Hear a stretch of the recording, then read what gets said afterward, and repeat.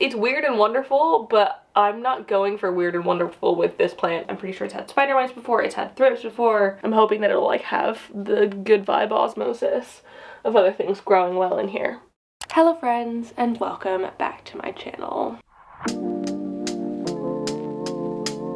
Today I'm going to be talking about some plants that I am currently struggling with, things that aren't necessarily going the way that I want them to. And this is actually a video that was requested for by my patrons in the poll for this month. And I feel like they always pick the video where I'm talking about plants that I'm struggling with or that I'm not feeling anymore or something like that. And I think it is good to share things like this quite regularly because it isn't all perfect. I know in my video last week I was showing you like all the really great things that are happening at the minute, and like that, while that's great and exciting, it is also super important to just like make sure that we're sharing the reality of things and showing things that aren't always like top-notch 100%. So one more thing before we get into it though, I want to say if you're new here and you don't know me already, hi, my name is Emma and I make houseplanty content all over the internet, so if you want to follow along with my houseplanty journey and maybe learn something along the way, stick around, watch some more of my videos, and subscribe to my channel. If you're not new here, welcome back. I really appreciate it. Let's get into it. The first two actually are within my cabinet. So let me pull them out. The first is this guy. This is a Hoya Wilbur Graves, and you might be able to tell that there is some sulfur spots on this one because this was the plant that I found flat mites on most recently, which is very annoying. And I've had this cutting since I think January time, so 7 months now, and it has done absolutely nothing. It rooted, so I put it into soil, and normally that means that my plants will like get going and growing again, but this one just absolutely has not. I feel like it's definitely got some of the classic symptoms of flat mites where you just kind of get knobbly growth that doesn't do anything. Actually, that looks kind of phallic, sorry.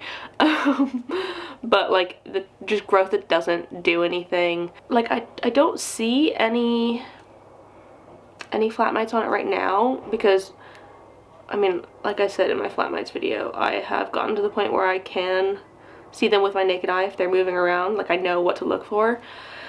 But I don't know, I have treated this one and all of the Hoyas in the area around it, which all of them are growing, so this is just this one that's not. But I like, it's a massive shame because I want to have a big beautiful Wilbur Graves so badly. Because like, look at these leaves. They're just the dark green with the like silvery light green mottled spots on it. It's just everything I want in a Hoya. And I think they are still a little bit too expensive for me to like justify buying a decent sized one, but yeah, one day I will grow a big one, hopefully from this one, if I can get it to like recover after flat mites. Maybe I should give it another treatment of sulfur spray just in case, or I could pull out my microscope and have a look at it closer. But either way, there were flat mites on it at one point, and hopefully there aren't any more, but I think it is still very possible that there are. So it is just something I'm dealing with. I'm hoping that they didn't spread to other things. I don't think they did because the rest of the things in here are still growing, but this little one is just a bit sad, and it makes me sad because I want it to do well and it is just not. So the other one in here, y'all are not going to be surprised that I'm talking about this one because I feel like I've talked about this one quite a lot recently. This is my variegated Alocasia Frydek, and I need to take these leaves off. I've been meaning to take them off for quite a while, but it's just one of those things where I get so sad that it's just not working, and so I don't take them off. But it just keeps putting out these white leaves. And I know I've spoken about this one a lot, so I'm not gonna spend too much time on this because I don't think it makes sense to. But I'm kind of tempted at this point with this one to just take the loss, take the L, and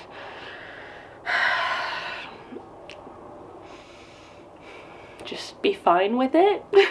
Like, I know it sucks and it is sad, and maybe I just need to buy myself a big one. I think that is probably the best way I'm going to be able to get myself a nice Alocasia Frydek variegated. But yeah, when they just keep putting out white leaf after white leaf after white leaf, it feels kind of discouraging. But like, the thing is, it's still growing, it's still putting out the leaves. And I have heard that like you just have to wait and eventually they will start putting out the like sort of dappled leaves that you want out of the variegated Frydek.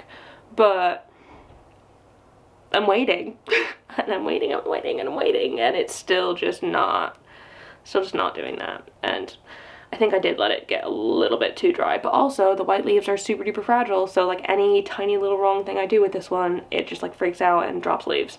So it's just one that I have to deal with. I don't know. I don't know what I'm gonna do about this. I don't know.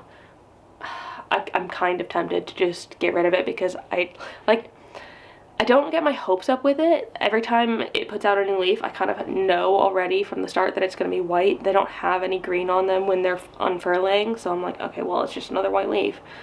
So it's not like I'm getting my hopes up and being disappointed. I guess I could wait until it like dies before I throw it away. But it is what it is, and I'm just gonna put it back in my cabinet and ignore it and probably not even take this other leaf off. Over here, I am struggling. Okay, this also needs, it's massively dehydrated, but I am struggling with my Philodendron Martianum. I was also thinking the other day it might be a Martianum. I don't know, I could be pronouncing it wrong, but the Philodendron fat boy, it's just not growing fat enough for me. I've put it in the spot in my home that is the absolute brightest possible, given it's cloudy today, so it's not going to be getting tons and tons of light, but it is right up next to this window, as close as it can possibly be in a realistic way. It does get some direct sunlight, and it's still not producing very fat stems. They're still super duper etoliated. Like, even still, it's self-heading, so like, look, this is not the growth of a self-heading philodendron, or like a healthy self-heading philodendron.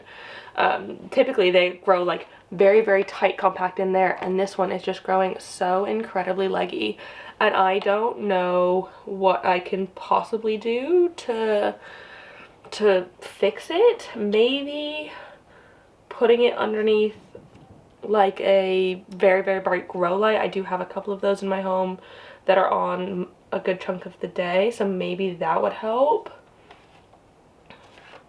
I mean, watering it would also help, because it is thirsty, and its stems are very, very squishy at the moment, and they're not meant to be this squishy. But you can tell because they're just like really wrinkled that it's thirsty. So I mean, it's telling me, and I'm just currently not listening. But I'll water it right after this video. But it's more so that the new growth that's coming out, like these stems are so different than these ones down here. That is like a completely different plant almost. And it's such a shame, because the things that I like about the Philodendron Fat Boy are these stems. That's why I got this plant. That's why I was so excited about it. And unfortunately, it is just not having it. Maybe I could chop and prop it and that would help. Like, I could chop it back in there. But at the same time, I really don't know, because I could just chop and prop those bits. But it definitely needs, it's asking for something, and I thought I was giving it what it needed, but it's still asking and I'm still not responding. So it is just a bit of a shame, this one. Like, it's almost gotten to the point where I'm tempted to get rid of it because, like, to be honest, I think it looks kind of ugly.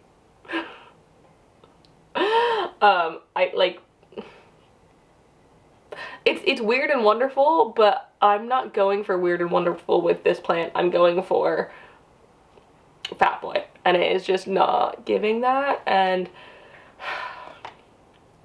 it's fine. I don't, like, I just don't know what I could possibly do. Maybe cutting it is the answer. Maybe that is.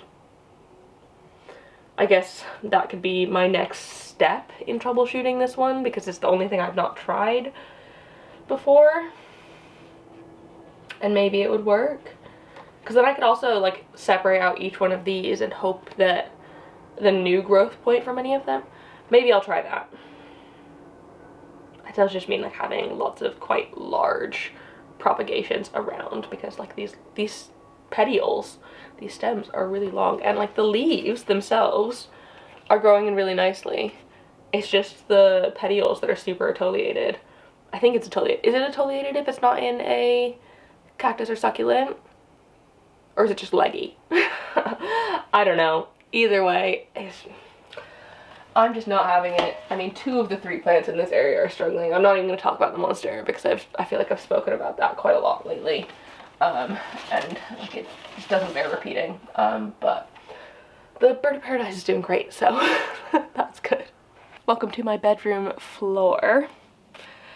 And this plant, like, I am kind of struggling with it, kind of not. In general, overall as a plant, I am doing okay with this Raphidophora Tetrasperma, but there are some things that I am struggling with. I mean, you can literally see some of this damage that I have got in here. And that is of my own doing. So this plant, it might still have thrips. I'm not sure. I haven't seen any in a minute, but I am currently treating it for thrips, and it's the, like, nasty, gross, big black ones, where, like, you basically only see the adults and they're super duper hardcore, but you don't really see very many of the, so, like, juveniles. It was those kinds of thrips, and so I went through and I washed the entire thing with an alcohol and horticultural soap, and I hoped that that would get rid of any sort of eggs or something that were being laid in the leaves or whatnot. But when I washed it, it was quite dehydrated, and I think I was slightly too aggressive with my washing, because it caused a lot of the leaves to have, like, quite intense abrasion marks on them, and then they've just gone really, really yellow. And I think, I'm not positive, but I think it is because I did wash it while it was dehydrated, and so the leaves weren't as strong as they potentially would have been had it been hydrated. But essentially, I have just got a bunch of leaves, especially around the bottom of the plant where it was less hydrated, that are not looking too hot, and I am going to have to cut off at some point. I mean, this one won't come off on its own. Don't do that to your plants. I do not recommend it. But here, this is a better look at the sort of abrasive bits where it's just like I've wiped it and it's caused the tissue to be damaged. And so it's just a little bit unfortunate that I think I'm gonna have to, another one, they just keep coming out. I'm gonna have to take off a bunch of these leaves, which is a shame because it is otherwise doing really well, and, like, at the top of the plant it's looking fantastic, which is great. So I'm not, like, worried massively, but I am just aware that I have done something wrong, and I'm hoping that the alcohol treatment worked on the thrips. I also have now in here some of the predatory mite sachets, and I actually have a new delivery of those coming today, so I'll be able to replace the ones that are on here, and hopefully the predatory mites will keep doing their job and getting into it and getting rid of any thrips, like eggs and larvae that could be around. But yeah, I don't know. This plant is just too big to take into the shower and like give it a wash proper. And since I'm trying not to use Provanto again, it's just one of those things that I'm hoping that it's just fine. I would only ever find 1 or 2 thrips here or there on it, but like I know it was having it because I was finding damage on the leaves. And also, I believe, fingers freaking crossed, it hasn't like passed them over to the glorious next to it. I have been checking that one as well quite regularly, so I don't think it's passing them on, and I haven't seen any for a little bit, so I'm hoping that the treatment worked, aside from my sort of bad times that I have created for myself here. Inside of my agar bar, I am struggling. This one wants to fall over. Maybe don't do that. I am struggling with this guy here. So this here is an Aeschynanthus Bolero Bicolor, and I feel like this single piece of it is doing fine, but I have lost so many other cuttings of this one, and I have really struggled to get them to root. So my friend Lottie, she has a big one and gives me cuttings fairly regularly for this plant, and I keep killing them, and I feel really bad about it. But I've tried water propagation, I've tried putting them straight into soil, and they just all end up kind of dying. They don't root as well as I want, so I just have this like single one that's actually growing. I mean, this part looks good. This part looks so good, but the rest of it is just, it's not growing, and I don't know where I'm going wrong with it. This is the only, I've got 2 other Aeschynanthus, but those have just grown and propped so well and easily that I figured this one would be similar enough to those, and I'd be able to take care of this one absolutely fine. But it is just not working out, unfortunately, and it's a shame because the variegation on these leaves, like, look at those. They're so cool. Sorry, I'm a bit shaky. Always. Oh my goodness. Yeah, but like the variegation is so cool, and the leaves are like tiny and fuzzy, and it's cute, and I just want it to grow well. But maybe this is another one that I could probably learn by getting a like full mature proper one, and then figure out the cuttings from there, as opposed to starting from cuttings and trying to work my way up to a big one. Given that has worked for my other lipstick plants, this one is just, it's not giving me the same. And I like, here, I've even got like leaves, they're just there. They've fallen off other bits of the plant, and it's just constant, those leaves. I'm always finding more in the soil. I was finding more in the water when I was trying to water propagate them. I just don't know what I'm doing. And like, it just makes the plant look really quite ugly, unfortunately, because I would love to chop it there and then prop this top bit, but I don't feel confident enough in my propagation abilities to do that. So I just have this one like really awkward long strand that I'm potentially never gonna cut because I don't feel like I have those abilities. And then it's got like weird bunny ears at the top of more bits that I'm trying to propagate. So Lottie, if you're watching this and you want to give me some more to try and potentially kill, I'd appreciate it, because I do, like, I really want to get this to work. But I don't know, it's not been my jam as much as the other two have been. So it is what it is. It's fine. I'm not worried about it, but I've got it in my little acrobar because the other ones really like the acrobar, or the other variegated one I have really like the acrobar. So I'm hoping that it'll like have the good vibe osmosis of other things growing well in here. And if that works, it works. If it doesn't, then c'est la vie. And I could just buy myself a big one and try. And then last but not least, we've got my Alocasia Zebrina. And this plant, like, just look at it.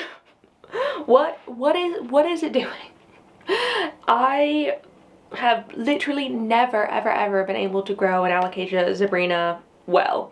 I've never got the knack for them. This one's got like a crazy long stem, but the tiniest little leaf. I've also never been able to do a black stem properly, which, I mean, this sucks so much because the Zebrina is one of my wish list plants. It's a plant that I really want to have and enjoy in my home, because when they're nice, they're so nice. But I've not been able to grow them from corms at all because they just do this.